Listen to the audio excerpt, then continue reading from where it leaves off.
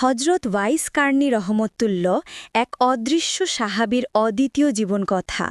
ইতিহাসে এমন কিছু মানুষ আছেন যাদের পরিচয় হয় খ্যাতি দিয়ে নয়, বরং অদৃশ্যতার আড়ালে লুকিয়ে থাকা আল্লাহর বিশেষ নৈকট্য দিয়ে। তাদের পুরো জীবনটাই মানুষ থেকে দূরে, পরিচয়বিহীন, নিস্তব্ধ, কিন্তু তাদের হৃদয় আল্লাহর আরশের ছায়ায় জ্বলে। এই শ্রেণীর মানুষের শ্রেষ্ঠতম উদাহরণ হলেন হজরত ওয়াইস কার্নি রহমতুল্লাহ, যাকে রাসূলুল্লাহ সাল্লাল্লাহু আলাইহি ওয়াসাল্লাম জীবিত অবস্থায় খোদ সাহাবাদের কাছে প্রশংসা করতেন, তার জন্য ক্ষমার দোয়া চাইতেন এবং মৃত্যুর আগেই তার উম্মার বড় পর্বত সমান বান্দা হিসেবে ঘোষণা দিয়েছিলেন। হজরত ওয়াইস কার্নি রহমতুল্লাহ ইয়েমেনের কার্ন নামক গ্রামে জন্মগ্রহণ করেন। তার পুরো নাম ওয়াইজ ইবনে আমির আল কার্নি। তিনি ছিলেন কার্ন গোত্রের মানুষ, যাদের মধ্যে সাদামাটা জীবন, কঠিন পরিশ্রম, ধৈর্য, দারিদ্র্য ও নম্রতা ছিল স্বাভাবিক বৈশিষ্ট্য। শৈশবে ওয়াইজ রহমতুল্লাহ তার বাবাকে হারান। মা ছিলেন অন্ধ, অসুস্থ এবং চলাফেরায় অক্ষম। ঘরের একমাত্র উপার্জনকারী হয়ে ওঠেন ছোট্ট ওয়াইস। তিনি কিছুদিন পশুপালন করেছেন, কিছুদিন মানুষের কাছে কাঠ বিক্রি করেছেন, কখনো দিন মজুর, কখনো গরিব মিসকিনদের জন্য পানির কূপ খুঁড়েছেন। দারিদ্র্য ছিল তার দৈনন্দিন সঙ্গী, কিন্তু মায়ের প্রতি অবিশ্বাস্য ভালোবাসা, ভক্তি ও সেবা, এটাই তার শৈশবের সবচেয়ে উজ্জ্বল দিক। শৈশবে দারিদ্র্য থাকা সত্ত্বেও তিনি ছিলেন অভূতপূর্ব বুদ্ধিমান ও গভীর চিন্তাশীল। তিনি সীমিত সুযোগে শিক্ষা গ্রহণ করতেন, বিশেষ করে তাওহীদ, তাকদীর, ধৈর্য, শোক ও নৈতিকতা, নবীদের কাহিনী। ইয়েমেনের আলেমরা বলতেন, এই ছেলেটি প্রশ্ন কম করে, কিন্তু যেসব প্রশ্ন করে তা আধ্যাত্মিক মানুষ ছাড়া কেউ বোঝে না। ওয়াইজ রহমতুল্লাহ যখন যুবক বয়সে, তখন আরব ভূমি আলোড়িত হল এক খবর। মক্কায় নতুন এক নবী আগমন করেছেন, তার নাম মুহাম্মদ সাল্লাল্লাহু আলাইহি ওয়াসাল্লাম। এই সংবাদ শুনে তিনি অস্থির হয়ে যান, দিন-রাত নবীর কথা ভাবতে থাকেন। ইয়েমেনে থাকা প্রতিটি কাফেলাকে তিনি জিজ্ঞাসা করতেন, রাসূলুল্লাহ সাল্লাল্লাহু আলাইহি ওয়াসাল্লাম কেমন মানুষ? তিনি কি শিক্ষা দেন? উনি কি সত্যি আল্লাহর রসূল? কখনো রাতে একা বসে কাঁদতে কাঁদতে বলতেন, হে আল্লাহ, তুমি কত মহান যে আমাদের মধ্যে এক নবী পাঠিয়েছ, আর আমি তাকে দেখতে পাচ্ছি না। ইয়েমেনে থাকা অবস্থাতেই তিনি ইসলাম গ্রহণ করেন। কেউ তাকে ইসলাম শেখায়নি, তিনি কেবল নবীর সংবাদ শুনেই ঈমান গ্রহণ করেন। এরপর গভীর আকাঙ্ক্ষা তৈরি হল, আমি নবীকে দেখব, আমি মদিনায় যাব, তার হাতে বায়াত নেব। কিন্তু একটি সমস্যা, তার মা ছিলেন অন্ধ, অসুস্থ, হাঁটতে পারেন না। ঘরের একমাত্র উপার্জনকারী হয়ে ওঠেন ছোট্ট ওয়াইস।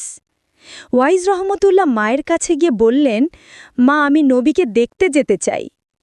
প্রথমে মা কিছুক্ষণ চুপ, তারপর বললেন, বাবা, আমার অবস্থা তুমি জানো, তুমি যদি যাও আমি একদিনও টিকতে পারবো না। কিন্তু তিনি আবার বললেন, যদি তুমি অল্প সময়ের জন্য যাও এবং ফিরে আসার ওয়াদা করো, তবে যেতে পারো। ওয়াইজ রহমতুল্লাহ প্রতিশ্রুতি দিলেন। মা জিজ্ঞাসা করলেন, তুমি কতদিন থাকবে? ওয়াইজ বললেন, একদিনের বেশি নয়। ওয়াইজ রহমতুল্লাহ কয়েক দিনের কষ্টকর মরুভূমির পথ পাড়ি দিয়ে মদিনায় পৌঁছালেন।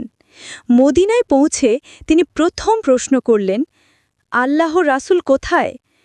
লোকেরা বলল, উনি বাইরে গেছেন, এখন ঘরে নেই। মায়ের প্রতিশ্রুতি মনে করে ওয়াইজ অপেক্ষা করলেন না। তিনি কাঁদতে কাঁদতে ফিরে গেলেন। এক মুহূর্ত মদিনায় দেরি করেননি। এই দৃশ্য পরে সাহাবারা নিজেরাই বর্ণনা করেছেন। রাসূলুল্লাহ সাল্লাল্লাহু আলাইহি ওয়াসাল্লাম কিছুক্ষণ পর ঘরে ফিরে এসে জিজ্ঞাসা করলেন, ঘরের কাছে এক লোক এসেছিল কি? সহচররা বললেন, জি, ইয়েমেন থেকে এক যুবক এসেছিল, কিন্তু আপনাকে না পেয়েই চলে গেছে।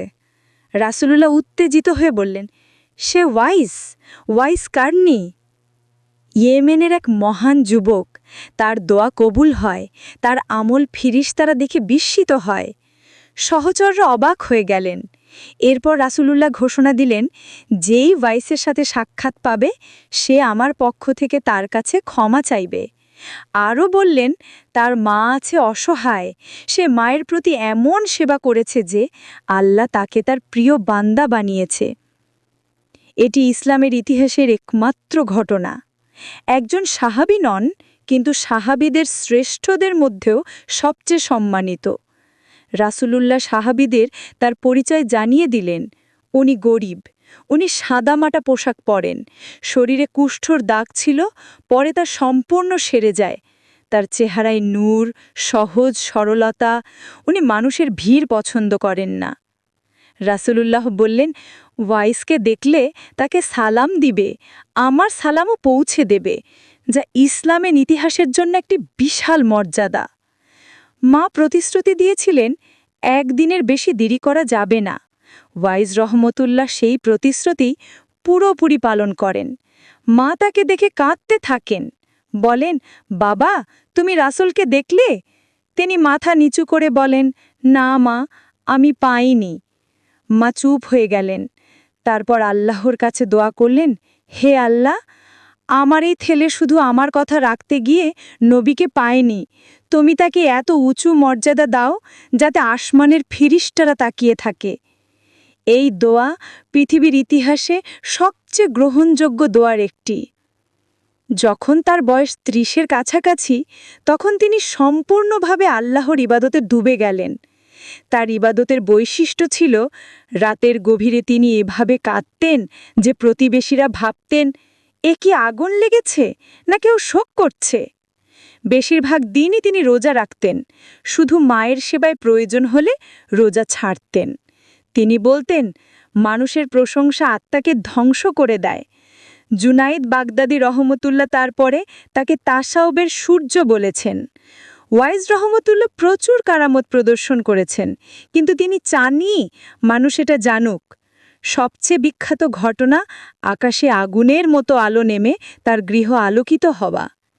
এক রাতে তিনি ইবাদতে মগ্ন ছিলেন, হঠাৎ ঘরের চারপাশে এক আলোকস্তম্ভ নেমে এলো। মা ভয়ে জেগে দেখলেন ঘর আলোতে ভরে গেছে। তিনি বললেন, বাবা, এটা কি?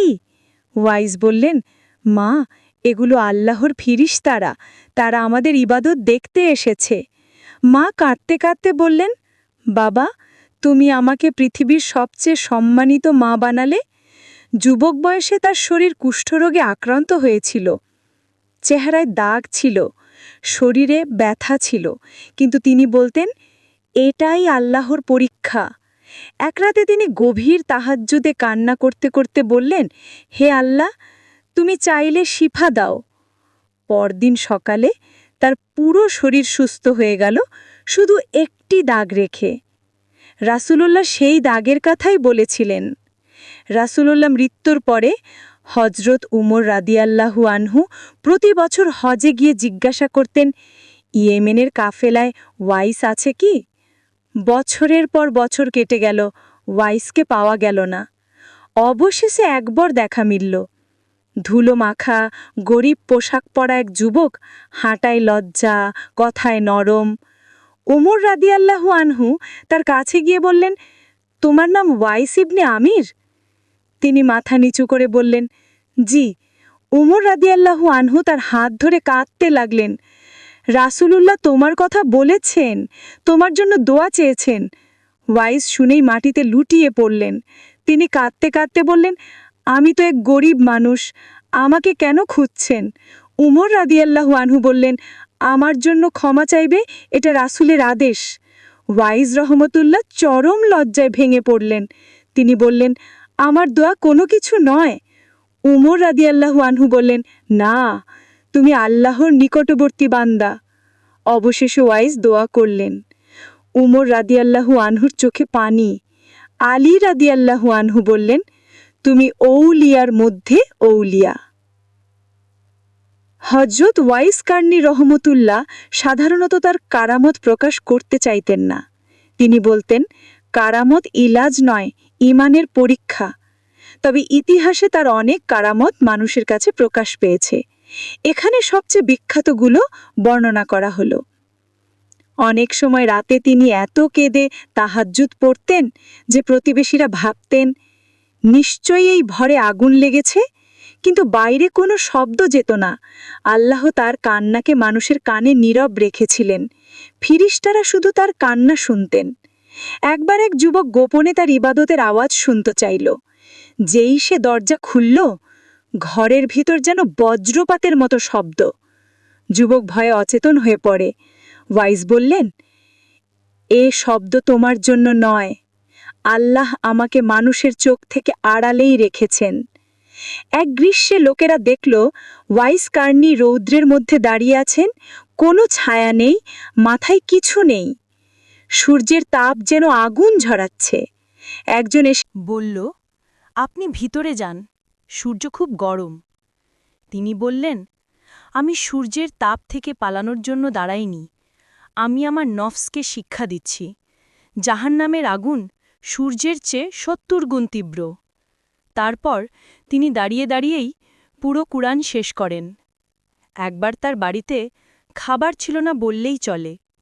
এক লোক তাকে জিজ্ঞেস করল, আপনি রোজা ভাঙেন কি দিয়ে?